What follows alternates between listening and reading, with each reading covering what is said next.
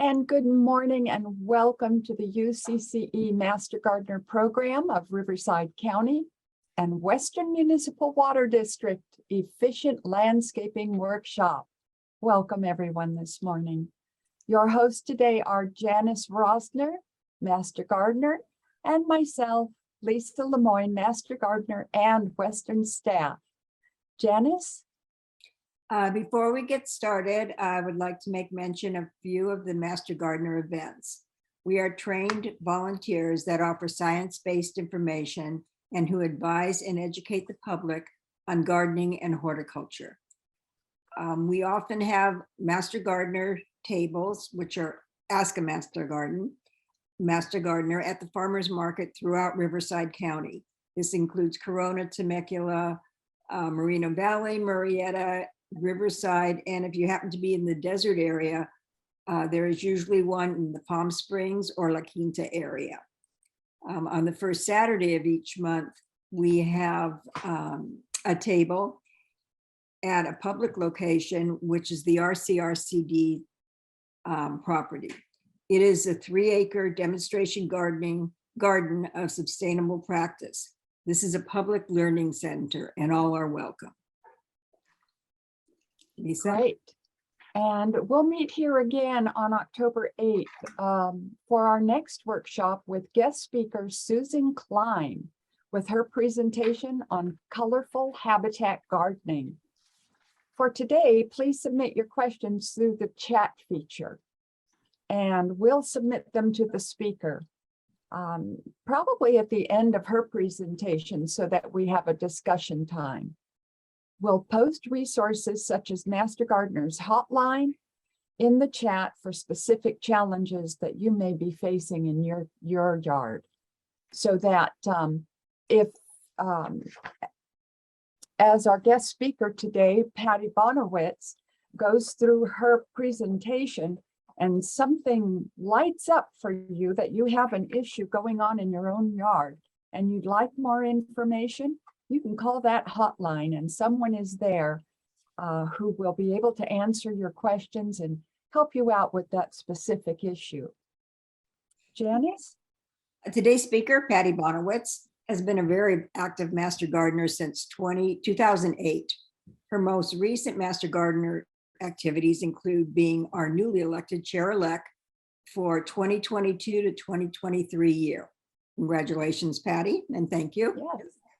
In the past, she has been the West County Training Coordinator for 2 consecutive classes, 2018-19 and 2019-20. She is also the creator and marketeer of the Rooted program, which is a volunteer retention program developed for newly graduated first and second year Master Gardeners, or basically for Master Gardeners who have not been as active as they might want to be because they don't really know where or how to become involved. So this program is definitely for them. Lisa? Yes, Western named Patti and Earl, her husband Bonawitz, water guardians in the spring of 2013. And Patti and Earl also participated in Western's Waterwise contest in 2011. Also, you'll want to check out the Patti Bonawitz demonstration garden at the Santa Ana Watershed Project Authority website. And also go over and see the demonstration garden. It's gorgeous. Patti created this in 2009. And I'll post the website link in our chat later on. So it's my pleasure to introduce to you Patti Bonawitz. Patti?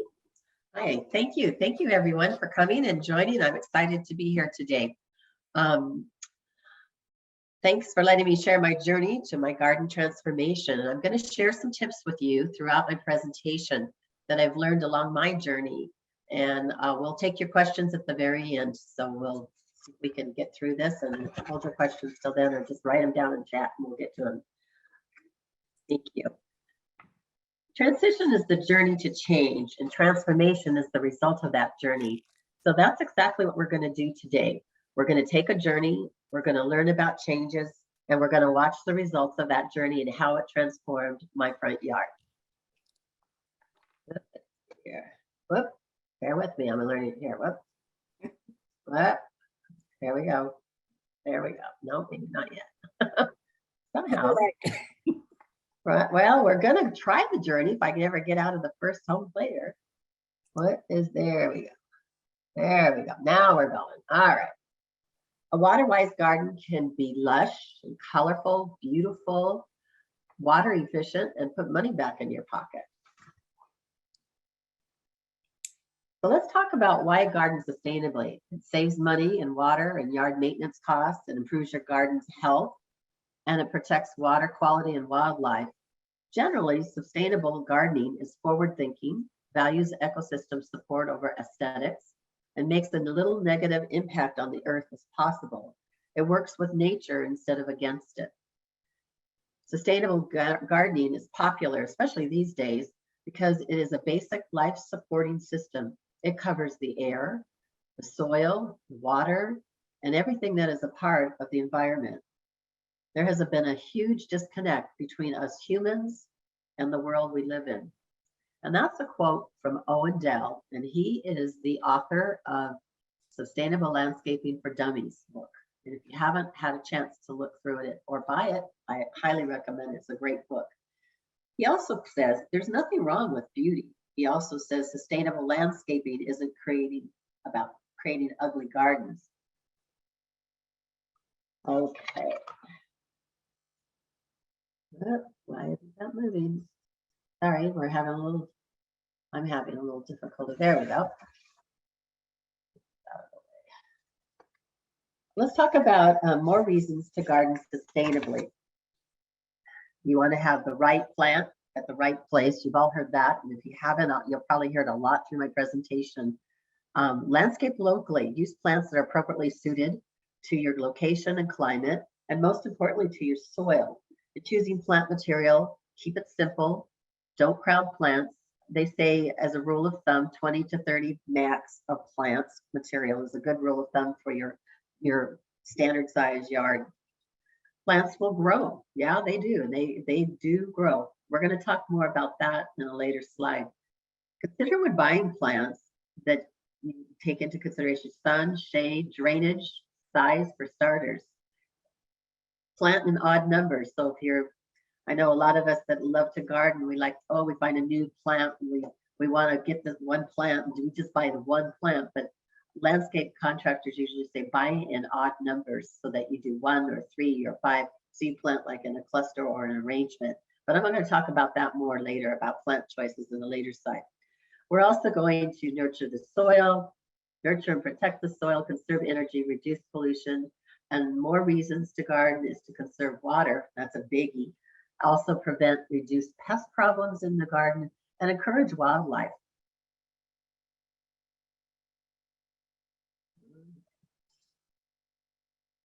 I want to talk a little bit about some tips to give you about sustainable landscaping.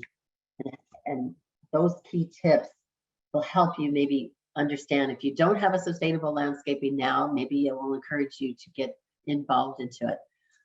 The little picture on the left with the black is an ecosystem. And this is quoted from Owen Dell. You'll probably be tired of hearing me talking about Owen Dell. I think he's a great author and has a lot of information, a wealth of information actually to share. An ecosystem is a system formed by the interaction of a community of organisms within their environment. The key ideas that make sustainable landscaping work is that you recognize the garden as a living system based on nature. You aim for stability as that garden matures, particularly important to reduce pruning needs. And I'm going to get into that too. Recycle and repurpose materials, accept local conditions, especially climate and soils, and carefully consider inputs and outputs of a garden to minimize inputs both within and outside of the garden. We want to keep anything toxic reduced from leaching out and going from our yard out in our storm drains.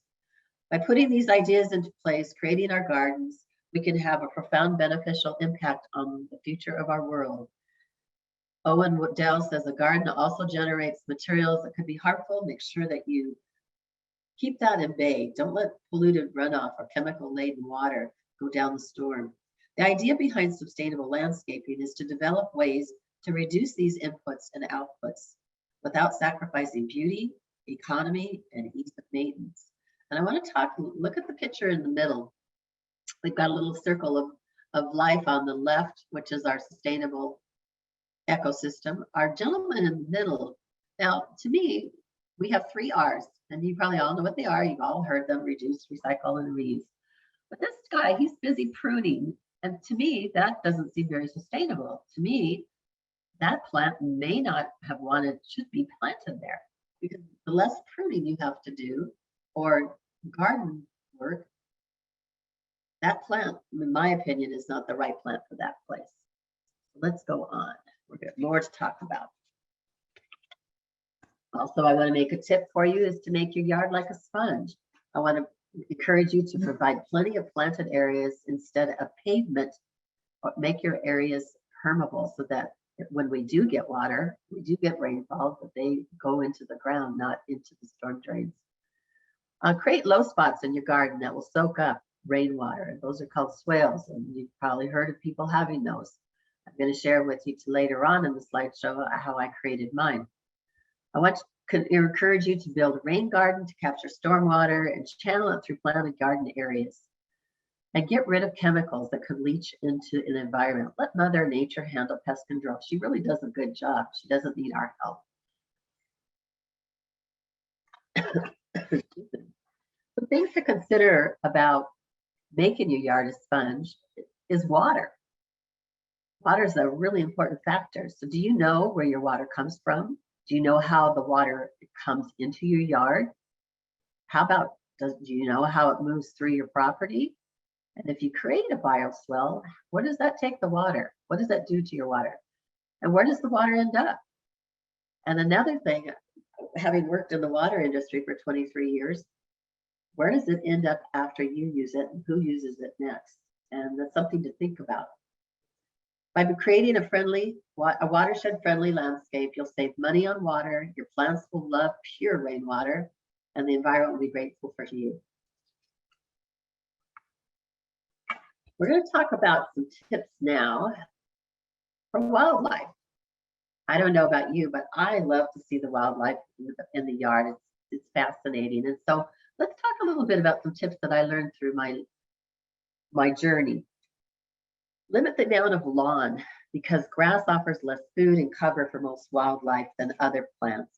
Provide sources excuse me, of water, food, cover, and places for wildlife to excuse me, I'm sorry, for places to provide cover.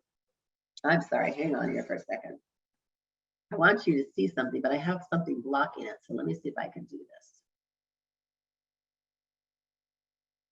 There we go. There we go. Now I can get it. So let's talk. Provide sources of water, food, cover, and places for wildlife to raise their young. And that is a little certified wildlife habitat sign. It's a reminder for me to tell you that those are the 4 things that you need to get your garden certified as a wildlife habitat. And there's a lot of people that have done it. It's kind of a fun thing to do. In the Sapa garden, we did that, and it was kind of a front and center, very proud sign for us to enjoy in our garden. The plant, excuse me, I'm sorry, plant native vegetation when possible because it will attract wildlife species. Place bat houses, bird feeders to increase the diversity of wildlife attracted into your yard. Remove invasive exotic plants that take over natural habitats and replace with natural native vegetation. Manage pets to protect wildlife and themselves. Reduce pesticide use to prevent unnecessary wildlife illness and death and lack of diversity. Don't let chemicals run off your property and leach into the storm drain.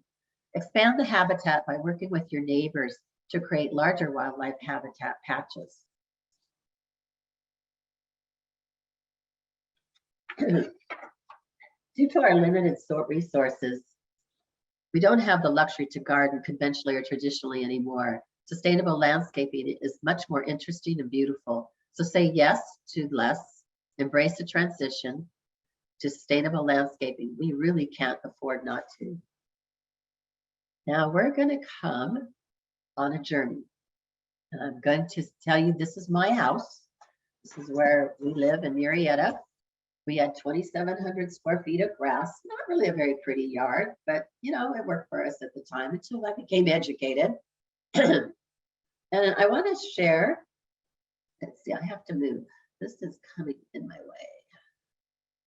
Let's see if I can get you guys there. 60% of the water use in our area is for outdoors, and that's a lot of water. Oh, where we go here? Sorry, there we go. It's slow. One of the most water consuming plants is a typical residential landscape is turf grass, is lawn. Now, I don't want you to think I'm giving lawns a bad rap here, because lawns are great. They do filter, but you just have to make sure you have limited lawn. Now, I want to talk to you.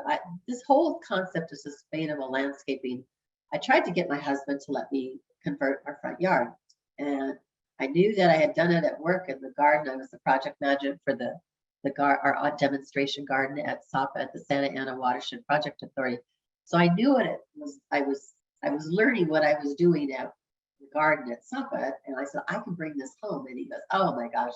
So we argued for about 6 months that he did not want me to do the sustainable landscaping thing. He just thought it was ridiculous and da da da. But I worked on it, and we argued a lot. But I told him there were benefits that maybe he just didn't realize.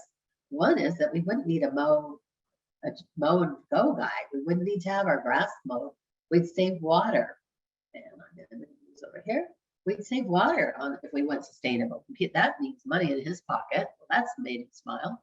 We also didn't have to fertilize. We didn't need amendments. Not when you're doing sustainable landscaping. You don't need any of that. And we also, right now, none of that stuff would be leaching out because we would set it up so it would be a sustainable yard. Right now, storm drain was a concern. Gotta move these because I'm getting a whole bunch of these guys. We didn't have wildlife, and I said, we need to get wildlife to come into our yard. And then we also, mowing grass and just trimming and pruning does take time. And I said, we don't want to do that with our spare time. Let's talk about this. So we finally, that's our house, and here we go.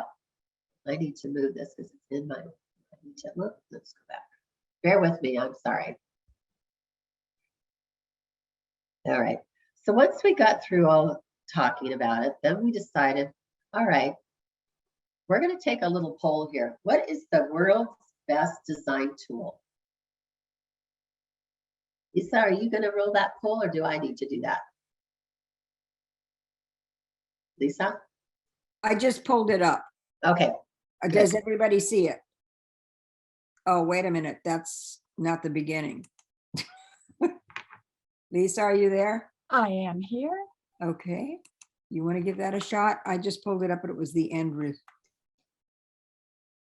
Let's see. So while they're bringing that up, we're going to take a little poll. There it is. All right. Have fun with this. What's the world's best design tool? Is it a camera, measuring tape, or chair? Let me know what you think. Give you a minute to click on that.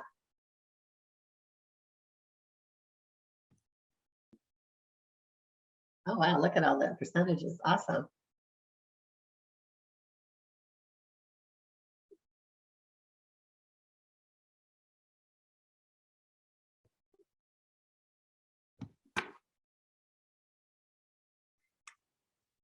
All right, shall we end the poll?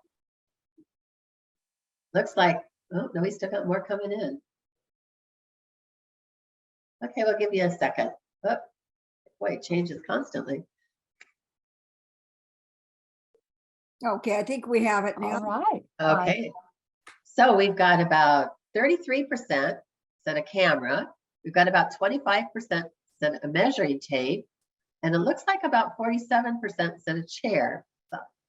The world's best design tool is a chair. And when I went out to my front yard, I wanted to do something and I thought, I'm going to try everything that I've read in this book. It's Sustainable Landscaping for Dummies. I took my chair. I also took a little glass of wine. Had a lot of neighbors come up. What the heck are you doing, Bonawitz? And I said, I'm trying to bond with my yard. I wanted to spend a lot of time understanding what my property does. And that's called function. What do I want it to do? I looked for PowerPoints. I looked for places of interest. I didn't know really how the sun rose and how the sun set, and I needed to find that out. So the best way to take my chair and go out front. And that's what I wanted you to understand. That was a really good video clip. We may have to, I have a couple of them I'd like to share, and we may have to put those in the chat room so that you can take a look and enjoy them and really learn from them. So let's go on. This will got me. I'm going to move this up here. So I also had to consider with my transition is how much yard maintenance I wanted to do and how much time I wanted to devote. Now, while I'm a gardening enthusiast, my husband is not, so he wasn't too excited about it, but you know, I don't mind doing some. I also had to consider the R's, reduce, recycle, and reuse. I also wanted to learn as much as I possibly could. I highly recommend if you're thinking about doing this, the Sustainable Landscaping for Dummies book is a fantastic book. I really learned a lot. I also went to I went to the statewide Master Gardener program, Sustainable Landscape Train the Trainer program, and 2010. And I learned right plant, right place. You're going to hear that a lot today. Choose water-wise plants and plant safely.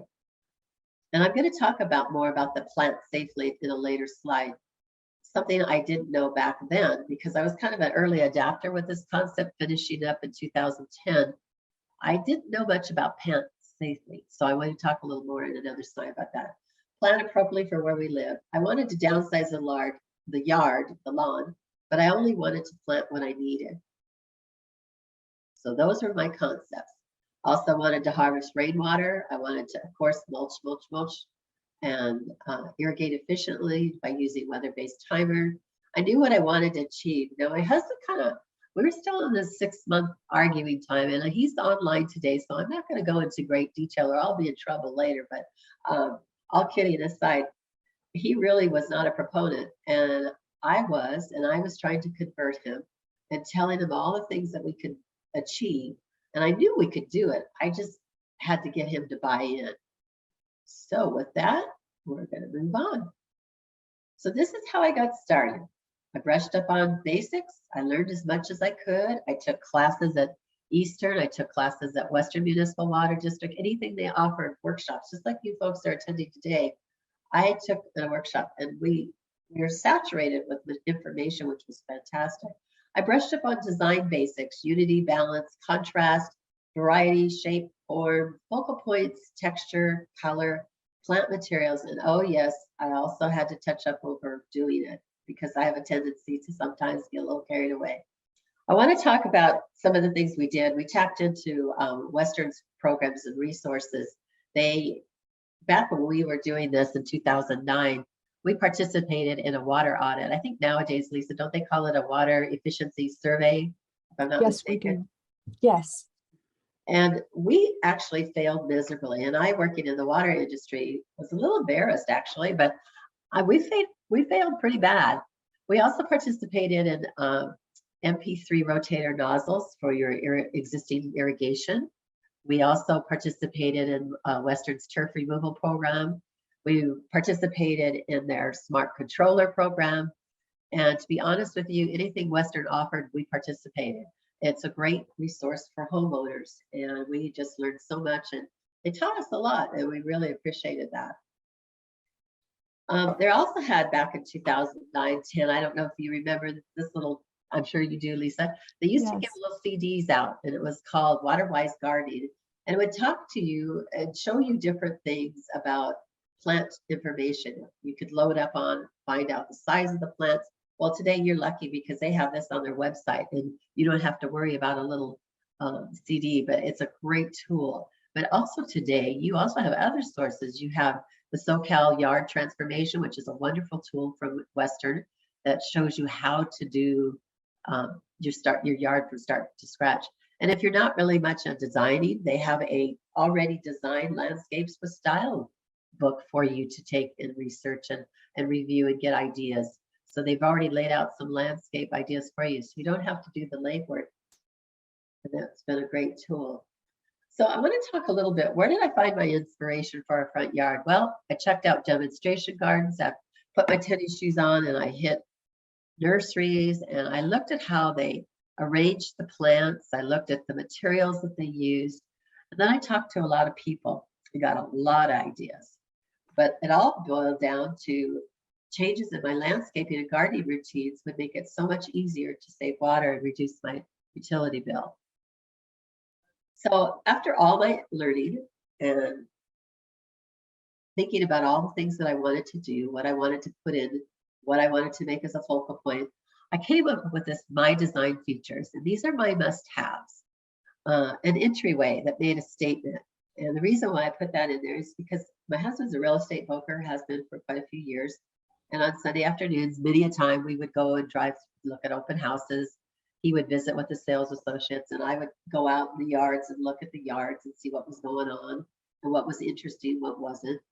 And I found out that most Southern California entryways to the home is maybe 3 feet, maybe 4 feet, not too big. And I thought, well, you know, I want something that's going to make a statement. So that was my number one thing. I want to walk my talk was number 2. I want to plant properly for where I live, right plant, right place. I wanted some beautiful, interesting, colorful plants. I love rocks in the yard. So I wanted a unique use of rocks and little or no maintenance. I wanted a water feature. I wanted my front yard to be a sponge. I wanted a unique rain garden or a bioswale, and I wanted visiting wildlife. So that's a pretty big list to put together. But I also had to be mindful because I had to pay attention to details. I didn't have tons of money for this project. I did have a budget, but I had to watch it pretty tight. So after the grass was out, here is our house, and this is the first day. And I got my great big present of rocks. I was very excited about that. But you know, as neighbors, we got several calls of some of our neighbors complaining, you know, about what in the heck are we doing? What is this sustainable landscaping you're telling us about? It's not going to be just rocks. I said, oh, no, give us time. It's going to be, you'll like it. Well, oh my gosh, we really got a lot of comment about how much rock we brought in. So here's my front yard, and it's starting to take shape.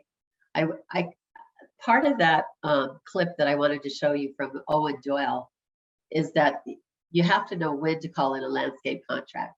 And I knew I couldn't do all this, so I did do the hardscape with a landscape contract. And then I made a deal that I would plant all the 1-gallon containers if he would do the big plants and the hardscape. So that's what we did.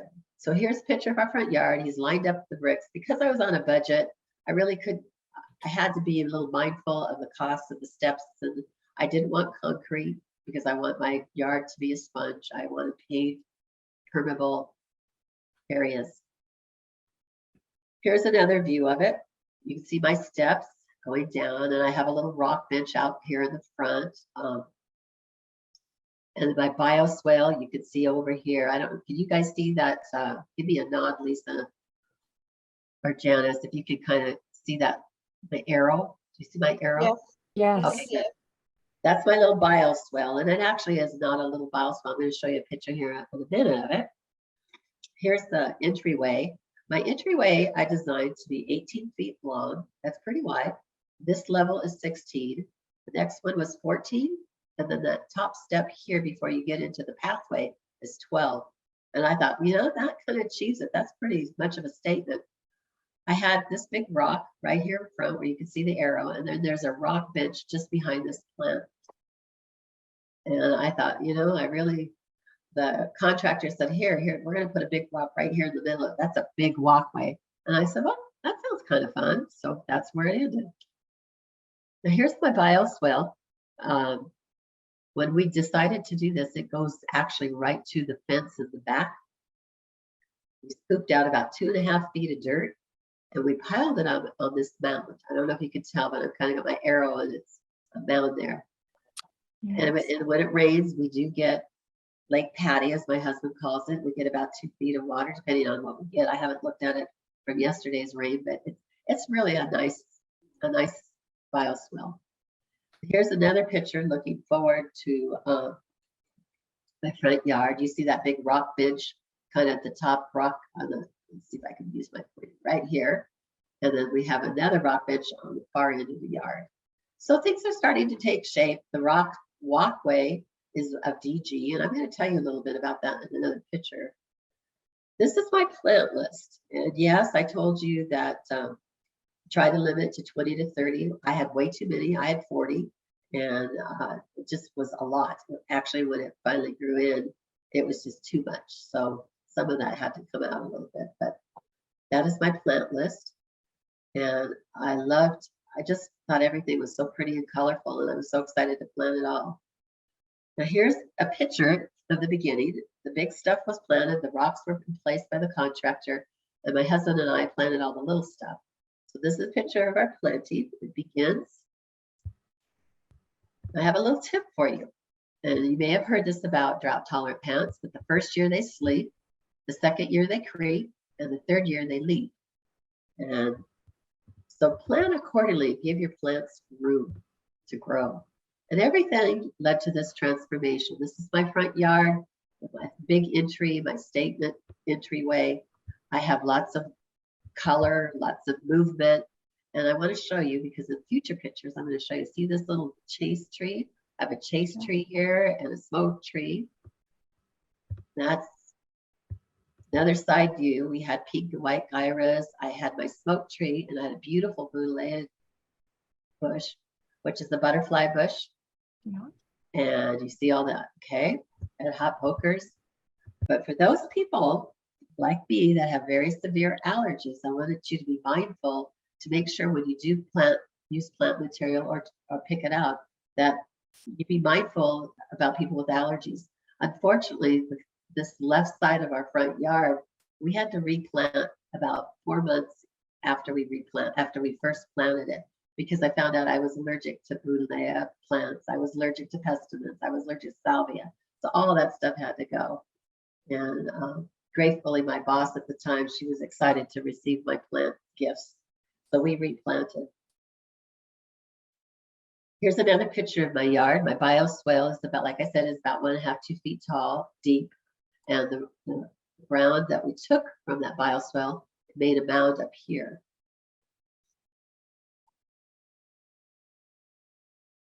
Now, I'm going to tell you about this picture. This picture shows the walkway, and I wanted you to see the walkway. It's permeable, but what the contractors did, it was DG, and they took like a wheelbarrow full of DG and put like a half a bag to a bag of concrete in it. It still is permeable, but it does have some depth to it, volume that makes it somewhat, I won't say hard, but it's solid. And I want to share something, but I'm not, with my luck today, I haven't had too good of luck with sharing my screen, so I'm just going to tell you about it, and we will put it in the chat. But there is something with drought tolerant plants. Most people do not know how toxic some of the plant material in their front or backyards can be. I'm one that loves birds of paradise. I have a kind of a tropical mixed drought tolerant backyard, and the front yard is definitely drought tolerant. But I love birds of paradise. I love blue pomago. I love the red kangaroos. And I'm pointing all this out to you because I found out those plants that I love are actually all poisonous and toxic. And there is a website. Let's see if I can bring that up. There we go. I don't know. Can you guys see that? Yes. Can you see it all right? Okay, good. I'm not going to click on it, which I was going to, because I don't want to lose you for a third time. That would not be fun for any of us. But we'll get that to you. And what it is, Dr. Chris McDonald from had worked on this Plant Safely program, and there's a website you could go to, and you could click. I was going to show you physically on common name plants, birds of paradise, red kangaroo pus. There are so many things in the yard that you can't believe they're toxic. Lily of the Nile, a lot of the plant materials that actually are very toxic. And it was something that, to be honest with you, when we did our yard, I didn't even think about it back in 2009, 10. But I do want to encourage you as homeowners redoing your yard now, something to think about, especially if you have kiddos or little fur babies in the yard, you want to be mindful of it. And I also share this because about 4 weeks ago, my dog got into some blue pomago about the same time that I had learned about this plant safely program and found out he got contact dermatitis from the plant. $500 later, that was a pretty expensive plant. I dug it up and put it in a pot, and now hopefully he won't be able to get into it. So it's something to be mindful. Janice, did you get that website? You're muted, but I hope so. Oops, I got it. Yeah, I'm looking at it right now, and I think it is the same. Okay, so I'm going to move on. Just Then. the safe and poisonous plants. Yep. And another thing, a lot of people, and I love this, the look of them. They're fire sticks or pencils, fire pencils, or whatever you want to call them. Also, mother-in-law tongues, snake plant, whatever you call it. Those are poisonous. I had no idea. So be aware, buyer, be aware before you purchase. Just make sure that you're bringing home plants. And if you don't have to worry about kiddos or fur babies, then that's not a problem if you enjoy it. But I want to remind you what they do say, and you'll research it on this website, is that if you do take a poisonous plant material into your yard, plant it away from your sidewalks or plant it away from where people will be tracking in and animals will be tracking in. Because remember, those fire pencils are really cool. I think they're really beautiful plant. But when they get about 20 feet tall and they're dripping that poisonous sap all over your sidewalk or your walkway, that's not too, I don't think that would be too good. Would be a good thing to have. So let's go and see if we can show the next one. All right, here's another picture of the side yard, the front yard, looking at a different angle. And you can see the steps, the 18, the 16, the 14. This is all DG mixed with a portion of concrete to give it stability. And it actually has served really well. We had this rain yesterday. It's like a sponge. So pretty cool. Here's another picture. Now I want to show you, take a look at the picture, the little picture of our yard on the left. We had 2,700 square feet of grass. And isn't sustainable landscaping pretty? It's colorful. So with the two, and here's a picture to compare, we reduced our water costs by approximately 35 to 40%. We reduced our water usage over 45% by going sustainable landscaping. And now our front yard is water efficient, it's low maintenance, it's colorful. I think it's very interesting compared to that grass. Not that I'm giving grass a bad rap, I just think it's a lot more interesting. And what's fun is it's enjoyed by a lot of visitors, critters alike, as well as humans. But once we did this, we had a lot of people come by the house. And in fact, one guy said, why don't you serve wine and cheese and crackers and tell us all about it? So one night we really did, and it was kind of a fun thing to do. So remember the big guys, Tony, I argued with? Look who's holding the check. We were thrilled when we learned that we were second regional place winners in a landscaping contest that was sponsored by Western Municipal Water District, Inland Empire Utilities Agency, San Bernardino Valley, and Eastern Municipal Water District. And we were just thrilled to pieces.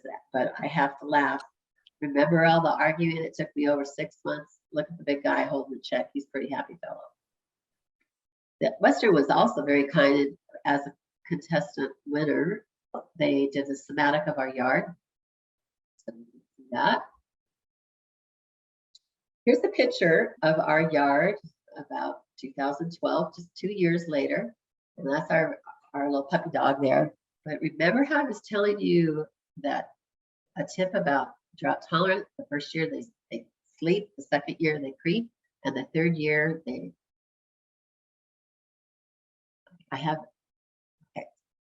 So the third year they just go crazy. So this little tree, and I wanted to move this so I can point it to you. See my cursor, I hope? Not give me a nod if you can see my cursor. Okay. Yes. That little chase tree right here is now this tree right here. And that's just in a few years. So be mindful when you plant. Give your plants room to grow. Today, 12 years later, things have changed. It's changed. Plants, some plants last longer than others. They do. I think the majority of the plants that we bought lasted a good strong 10 years. Not that you have to replace them, but they reseed and we just kind of keep the yard fresh and look.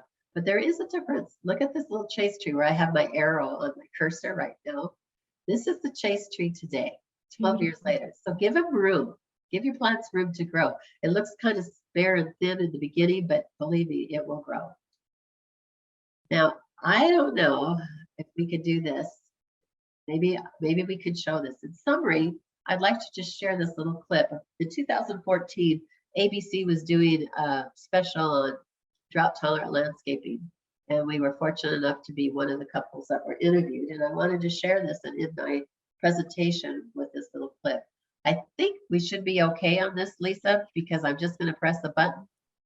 We don't have to go anywhere. Should we try it? It'll take you to YouTube, and once it's done, then we will hit the X on your browser to turn it off, to All right. release it. Hi, I'm Patti. And my name is Earl Bonawitz. We live in Murrieta, California, and welcome to our WaterWise garden. Well, Patti first approached me on the idea of doing something different with our front yard and making it more water-wise and drought tolerant. And quite frankly, I was totally against it. I loved my grass. I'd always had grass. I'd look forward to having grass. Didn't like the maintenance and the upkeep on it, but after talking more and more and looking at some of the benefits, I became a proponent and went along with her ideas. And then we looked into Western's turf removal program, and we had an opportunity to be selected to participate in that campaign. So we took out 2,700 square feet of grass and we converted it to a WaterWise garden. And I took a 2-day class at the State Master Gardener program and learned about sustainable landscaping. I also took some classes at Western, and I just studied as much as I could. And after taking the classes and studying, I decided what I wanted. I wanted an entryway that made a statement when you walked up. I wanted color, I wanted fun, I wanted movement, and I also wanted a rain garden. So with all those things, we kind of put them down on paper and went from there. And I had about 6 months of convincing him to let me convert it. But once we did, I learned, let the plants do the work, enjoy your yard. It can be beautiful. You have no maintenance, low water needs, and it just seemed like a win situation. I was pleasantly surprised after everything grew out to see how beautiful it really was. I was somewhat leery at first because it looked rather sparse, but now it's filled in very nicely and it's very beautiful. We get a lot of compliments on it, and it's amazing how many drought-tolerant plants actually bloom and have flowers on them. So I really appreciate that. Hi, I'm Patti. And my name is Earl Bonawitz. We live in Murrieta, California. Okay, so.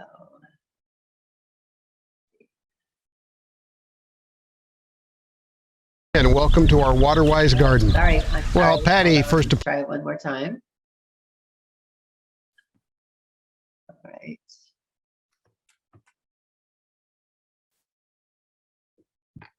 All right, well, I'll tell you what, I cannot get this back for some reason. So what we're going to do .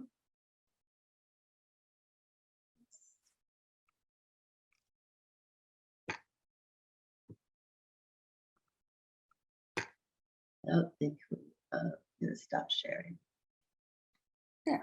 All right, with that, I had a couple more, but we'll see if we can, we're just going to let it be because I think we're having technical difficulties and it's just not worth it. We'll put the links on there so that you can see them. With that, I want to thank you for your time, and we can maybe take a couple questions. And thank you for listening to my journey and joining me on my journey to my garden transformation. Thank you. We have some questions that anyone wants to ask. We do have one question from Dean, and basically he's looking for a turf replacement ground cover. He learned about a ground cover, Carapia. Actually, I think I've heard that. It's, yeah, I think it is a drought tolerant, but I don't think it's approved for ground conversion. Now, I guess that's something that whatever water district you belong to, would that be correct, Patti or Lisa? They all have their own stipulations as far as what they will accept. As an example, they don't accept, what is it, the green plastic turf? What is that called? Right. Yeah. And actually, these are dictated by Metropolitan Water District because they are the mothership, and it is their program through which we are connected. So if you are a Western customer and you go to Western's website, go to rebates, and you'll see what our parameters are. And it will take you to a link to the Metropolitan program. And that there you will find the details with regards to the Metropolitan program, and they have a fact sheet that you can read, and individuals that you can contact for the very specific plants. They also have a plant list. So please take advantage of that resource. Patty, one other question for you. Well, besides how much did it cost you? Okay, well, I can answer that. I don't know if my husband's still on the line, but if he is, that's okay. Actually, we spent about $12,000 to redo the structure out front. That includes bringing in boulders, that brings in plant material. Like I mentioned earlier, the plant material that we participated in one of the Western's programs, and that actually was the turf removal program was actually enough to help pay the majority of our plant materials. So we paid about 10 grand, 10 and 12. But that's to redo sprinklers, to move dirt, to bring rocks in, and the plant material. Yeah, you did a lot of work on that property. The whole system, putting the lighting out. I mean, that was our budget. And then someone asked, Elizabeth asked about irrigation. Well, I know Western wanted us to do a different type of irrigation, direct drip. But what I did is because I knew what I wanted the MP3 rotator cups, and I wanted a simple spray to just hit the area in which I had designated. So that's what we used. We did not use drip, we used the MP3 rotating sprinklers. And then Dean is asking the purpose of a bioswale. It's to be a sponge. It's to make your yard like a sponge, and it's to hold water, retain water into your property.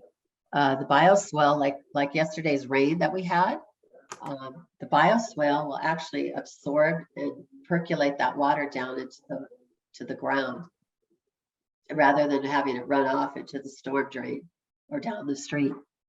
Because you want your yard to be a sponge. You have to kind of think that's one of the functions.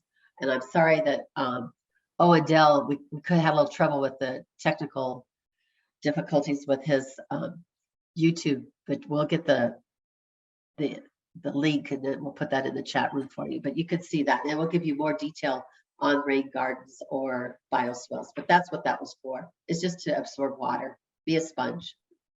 Okay, Patty, I did add the one to YouTube. Okay, great. To the chat. We have a question from Elizabeth. She's asking if Master Gardeners for a hire. We are not. No.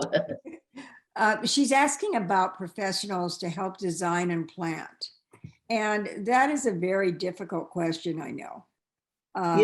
It was, and it still is today. We did our yard back in 2009, 10, and not everybody, like you might have heard in that clip from Dell, that not everybody has sustainable landscaping on their agenda. So you really have to really screen your contractors. I'm sure there are some lists, and we could maybe see if we could research them as our master gardener. I don't know, but we can't really make recommendations of who to contact. But I would encourage you to keep in mind that, you don't want someone to come in and put 20 extra feet of grass, or you want to go sustainable. You don't want to do less in your yard. You want less outputs and inputs. So I think you'd probably have to screen your contractor pretty well. The reason I knew the guy that did ours, just because I had worked with him at work, and I knew what he could do with a sustainable landscape. So that's where I took off.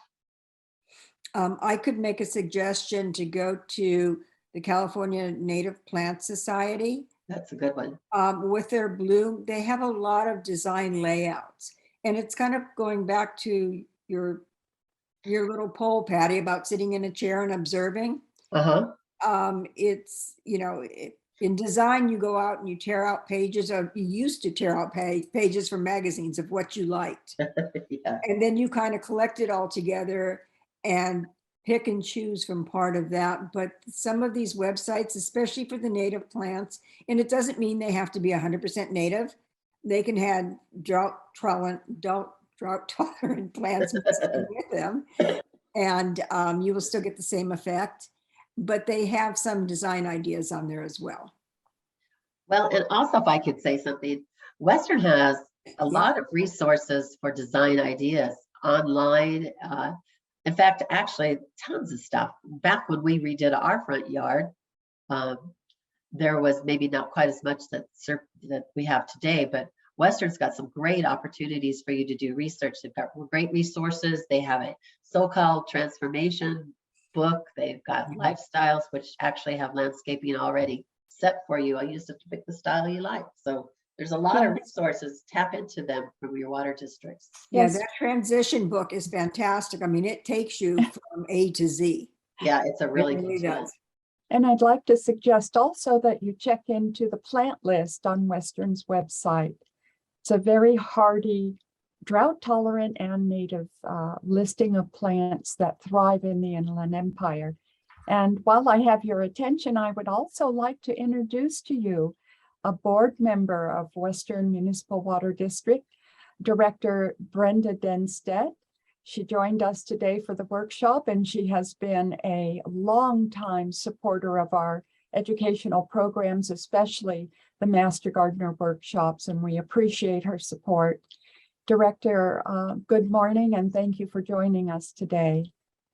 Good morning. Thank you, everybody. I appreciate that, and appreciate your embracing the new lifestyles that we need to engage in, right? We all love and spend so much time at our homes, and we want to make sure that we're living in beautiful environments. And Patti, thank you so much for your presentation today. I got to watch that transformation in person. Actually, Patti and I are neighbors. Yes, and we actually share a backyard fence, and our dogs get to talk to each other every single morning. Yes, we do. Every morning.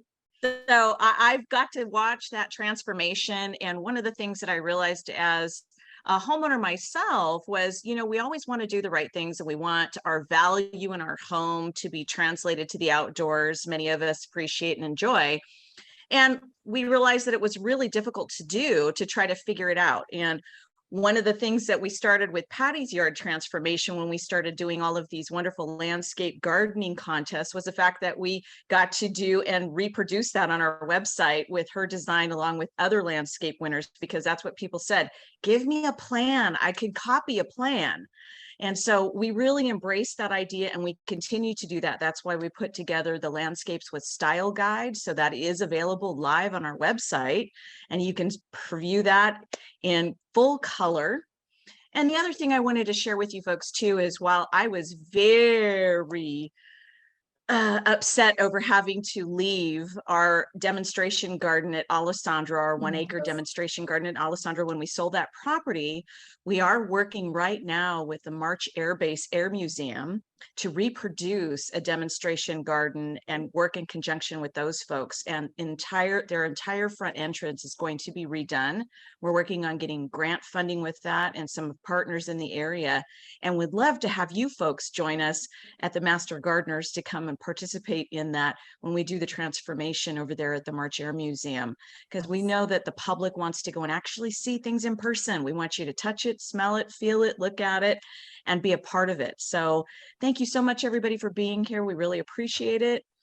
Thank you, Patti, for your presentation today. Really appreciate you taking the time to do that and sharing all of your hard work and everything that you've done to keep your yard drought tolerant and beautiful in the neighborhood.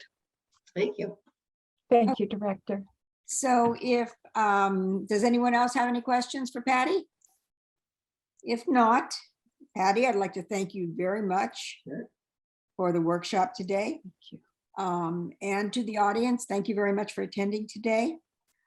This recording will be on the WMWG website, as well as VMS for the Master Gardeners here today. We are looking forward to seeing you in October for our next WMWD and Master Gardeners presentation. And a big thanks to everyone that has joined us today. And thank you so much for your patience. We had a few little bumps in the road, but we got through it. Thank you very much, everyone. Thank you and Thank you. bye-bye. Have a great weekend.